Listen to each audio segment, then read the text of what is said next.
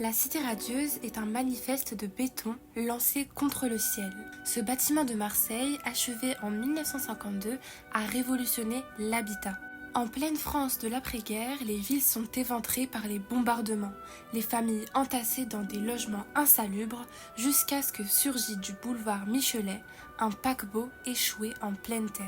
Dans ce bâtiment de 137 mètres de long et 56 mètres de haut, il y a 337 appartements.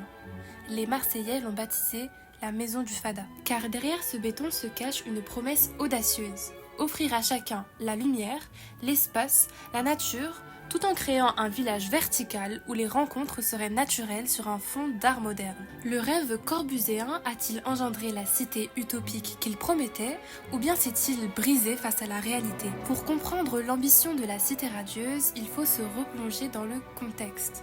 La France de 1945 comptait des centaines de milliers de sans-abri. Marseille, bombardée, mutilée, avait perdu une partie de son vieux port et de ses quartiers populaires. Le ministre de la Reconstruction, Raoul Dautry, cherchait des solutions radicales. Et Le Corbusier, depuis 2 décennies, prêchait dans le désert avec ses théories sur l'urbanisme moderne. On lui offrit enfin la possibilité de construire ses 18 étages conçus pour accueillir 1600 personnes. Le Corbusier a voulu créer une ville dans la ville. Au 3e étage et au 4e étage, il n'y a non pas des couloirs, mais des rues. On y accueille commerces, hôtels, restaurants, bureaux de poste. Sur le toit-terrasse, une école maternelle, un gymnase, un théâtre en plein air. Les habitants d'après-guerre démunis peuvent s'y installer sans avoir à acheter quoi que ce soit ou presque rien. L'habitant était censé y naître, grandir, travailler, se divertir et vieillir sans jamais quitter le bâtiment. Chaque appartement est un duplex traversant, baigné de lumière grâce à des baies vitrées contrastant avec l'obscurité des couloirs. Voici le témoignage d'une spécialiste en valorisation intérieure et en décoration intérieure qui habite et travaille à la Cité radieuse. C'est pour ça que ça s'appelle unité, puisqu'il y avait tout le confort moderne, médecin, coiffeur, boucher, petite supérette, salle de cinéma, gymnase sur le toit. Enfin, il y a tout, quoi. On peut rester ici 3 jours sans sortir, il n'y a pas de problème. C'est des appartements plutôt étroits en longueur, mais qui offraient une visibilité sur l'ensemble de chaque côté du bâtiment, donc beaucoup de lumière. Et je pense que Le Corbusier a joué sur ce contraste en fait des couloirs assez bas, sombres, et que quand on rentre dans les appartements, il y a cette baie cathédrale qui fait c'est un puits de lumière incroyable. L'architecture corbusienne est donc lumineuse et fonctionnelle. On retrouve cette idée dans la cuisine. La cuisine ouverte sur le séjour, innovation scandaleuse en 1952, libère la femme au foyer de son isolement traditionnel. Le passe-plat intégré, les rangements astucieux, les matériaux fonctionnels, tout est pensé pour simplifier le quotidien. Le Corbusier avait même prévu un système de commande par téléphone interne permettant aux habitants de recevoir leurs courses dans un casier dédié. C'est stupéfiant de voir qu'il a anticipé nos services de livraison contemporains. Mais au-delà de l'ingéniosité technique, il y a la dimension sociale. Les témoignages des premiers habitants révèlent une effervescence communautaire. Dès janvier 1953, une association d'habitants voit le jour, créant bibliothèque, ciné-club, chorale, cours de danse et ateliers. Chaque résident prenait la responsabilité d'un club. Si on récapitule, l'entrée unique, les rues intérieures, le toit-terrasse partagé, tout force la rencontre. À ce titre, la résidente nous dit C'est un lieu de passage puisque je traverse la rue pour venir travailler, mais en même temps, pour moi, c'est un lieu de rencontre puisque je suis dans la rue où les visiteurs ont la possibilité de pouvoir se promener librement. Donc forcément, pour moi, c'est aussi des rencontres. Il y a une communauté. C'est une vraie communauté ici. Alors après, c'est comme un village, on ne peut pas s'entendre avec tout le monde, mais en tous les cas, il y a des affinités, des sensibilités proches. Le Corbusier a voulu créer un village vertical et non une copropriété. L'architecture fabrique du lien social. Ainsi, depuis 1995, les parties communes de la Cité radieuse sont classées monuments historiques. En 2016, l'édifice a rejoint le patrimoine mondial de l'UNESCO. Des milliers d'architectes, étudiants et curieux affluent chaque année pour voir ces appartements autrefois boudés par la population car considérés inspiré laid. Son esthétique résonne chez une stagiaire au sein d'une exposition sur Le Corbusier. Bon, les gens ils aiment bien dire que c'est minimaliste ou brut. Pour moi, pas du tout. Enfin, il y a beaucoup des ornements, il y a beaucoup des couleurs, des beautés dans ça, des douceurs aussi. Tous ces architectes de l'époque de Le Corbusier ont vécu la guerre et ont donc un esprit assez gris qui se retranscrit dans les matériaux. Des matériaux qui sont de plutôt mauvaise qualité. On retrouve le béton, le bois, le verre, qui font la spécificité de Le Corbusier qui a su gérer ces trois matériaux afin d'en faire un art de vivre. Il mêle le béton avec l'environnement naturel pour en faire quelque chose de joyeux avec ses façades colorées. Ainsi, il choisit 4 couleurs, le vert pour la nature, le jaune pour le soleil, le bleu pour le ciel et la mer et le rouge pour le sang, l'humain, la vivacité. En parlant d'humanité, derrière cette architecture corbusienne se cache une conception de l'être humain assez perturbante. Le modulor, ce système de proportions élaboré en pleine Seconde Guerre mondiale, prétend fonder l'habitat sur les mesures du corps humain. Mais de quel corps s'agit-il ?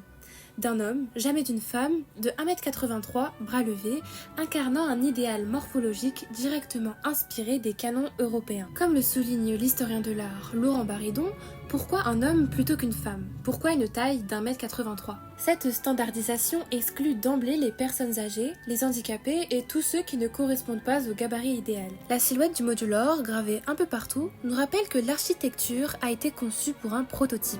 Les travaux récents des historiens Xavier de Jarcy, François Chasselin et Marc Perelman ont levé un voile longtemps maintenu sur les engagements politiques de Le Corbusier. Dès les années 1920 et jusqu'au milieu des années 40, l'architecte a collaboré à des publications d'extrême droite, fascisantes, souvent antisémites, toujours antiparlementaires et ultranationalistes. Il s'est précipité à Vichy dès 1940, espérant obtenir des commandes du régime de Pétain. De plus, Le Corbusier entretenait des liens étroits avec Alexis Carrel, médecin eugéniste et fondateur sous Vichy de la Fondation française pour l'étude des problèmes humains. Le modulor, dans cette perspective, n'est pas simplement un outil de mesure, il incarne l'homme nouveau, rêvé par les technocrates de l'entre-deux-guerres, un spécimen de race régénéré par le sport, l'hygiène et le contrôle sanitaire. Comme l'écrit Marc Perelman, le modulor est issu d'une conception réductrice et réactionnaire de la place de l'homme dans l'architecture et dans la société. Michel Foucault, dans Surveiller et punir, définissait la discipline moderne comme une politique de coercition qui est un travail sur le corps, une manipulation calculée de ses éléments, de ses gestes, de ses comportements. Marc Perelman applique à cette grille de lecture l'architecture corbusienne. Les cellules étroites, les couloirs sombres, les services intégrés qui retiennent les habitants, les terrains de sport qui captent leur énergie, tout concourt à produire des corps normalisés. Le Corbusier lui-même ne cachait pas cette intention disciplinaire. Il disait « Il faut aménager les logiques capables de contenir les habitants des villes, capables surtout de les retenir. » Le sport, omniprésent, gymnase, piste d'athlétisme, pataugeoire, n'est peut-être pas offert comme un loisir, mais imposé comme une hygiène. Loin d'une vie joyeuse, le corps est plutôt cadenassé et réduit à une fonction. La place réservée aux femmes dans la vision corbusienne mérite qu'on s'y arrête. Le Corbusier écrivait à propos de la cité radieuse « La femme sera heureuse si son mari est heureux. Le sourire des femmes est un don des dieux et une cuisine bien faite vaut la paix du foyer. Alors faites donc de la cuisine le lieu du sourire féminin et que ce sourire rayonne sur l'homme et les enfants présents autour de ce sourire. » La cuisine ouverte, célébrée comme une libération, mesure en réalité 4,8 mètres carrés. Un espace si étroit que l'architecte le nommait « cuisine corset ». La ménagère y pivote sur elle-même, efficace mais seule, sans place pour partager les tâches. Cette conception tayloriste du foyer, directement inspirée de la cuisine de Francfort de 1927, assigne la femme à un rôle fonctionnel au service du bonheur masculin. Nos cuisines contemporaines, hélas, portent encore la trace de cet héritage. Si c'était un acte perçu comme positif à l'époque, aujourd'hui cet idéal nous paraît inadmissible. Mais ce n'est pas le seul élément qui a changé avec le temps. Les prix ont eux aussi flambé, avec certains duplex qui atteignent des prix allant jusqu'à plus d'1 million d'euros. Le Corbusier rêvait de loger les masses populaires et les sinistrés de la guerre. Or, 70 ans plus tard, la cité radieuse est devenue un lieu de privilégiés. Les appartements, classés monuments historiques, atteignent des prix inaccessibles aux communs des mortels. Cette gentrification est le paradoxe évital du succès dans l'art et dans l'architecture. Protéger un bâtiment, c'est aussi le transformer en objet de désir pour une élite cultivée. La résidente de tout à l'heure a bien vu ces changements dans les commerces et nous l'explique très bien. Les commerces de proximité qui étaient là depuis le départ, qui étaient des commerces, on va dire, de service, donc petits casinos, bouchers, épiceries, des choses comme ça, au fil du temps ont fermé puisqu'ils n'avaient plus de clients, puisque les habitants allaient à l'extérieur, puisque là, la mode a été de lancer les casinos, les intermarchés, et puis les femmes ont commencé à travailler aussi dans les années 60, à 70, à prendre leur indépendance. Donc avant de rentrer ici, elles allaient faire les courses à droite à gauche. Et donc les commerces de proximité sont toujours là physiquement, parce qu'on peut pas, comme c'est classé, on peut pas faire d'un commerce une habitation. Et les commerces ont évolué vers des choses plus culturelles. Donc librairie, galerie d'art, design, des choses comme ça. Certains se sont transformés en bureaux pour des professions libérales, donc architectes, médecins, éditeurs. De quoi attirer de plus en plus de touristes. Certes, l'esprit communautaire n'a pas entièrement disparu, mais il a parfois laissé place au conflit justement à cause de ces mêmes touristes. Les 100 000 visiteurs annuels, s'ils font vivre les commerces restants, perturbent aussi la tranquillité des résidents. À ce titre, la stagiaire au sein de l'exposition sur Le Corbusier a une histoire à nous raconter. Les résidents, en ayant ras-le-bol des touristes, développent des stratégies. Ils mettaient une musique super forte pour faire peur aux touristes. Je travaillais à côté, j'entendais ça, c'était un bruit atroce. Il y a des petits conflits où les gens, peut-être, ils ont marre des touristes, mais si on achète un appartement ici, on entend un peu ça. Aussi, les gens qui habitent ici, ils habitent ici pour les statuts de cet immeuble.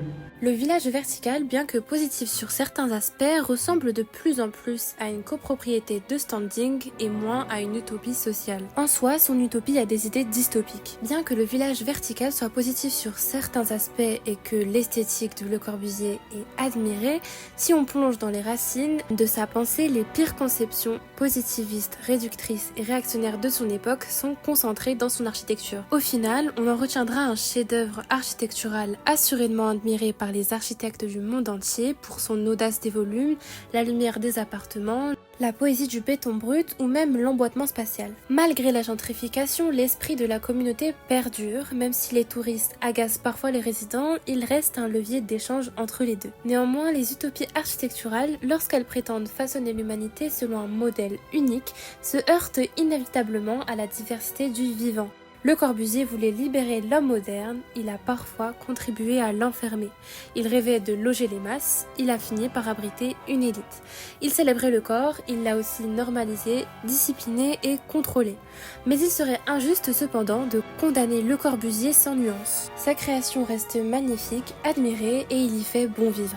D'autres modernistes ont tenté des synthèses différentes, moins totalitaires et plus attentives à la pluralité des usages. On pense à Alvar Aalto, le plus grand architecte finlandais, dont l'humanisme organique s'opposait à la rigidité de Le Corbusier. Chez Aalto, le bois remplace le béton. La courbe adoucit l'angle droit, l'architecte s'adapte au corps plutôt que de le contraindre. Peut-être l'avenir de l'habitat collectif se trouve-t-il dans cette voie, une architecture qui apprend de Le Corbusier sans le répéter.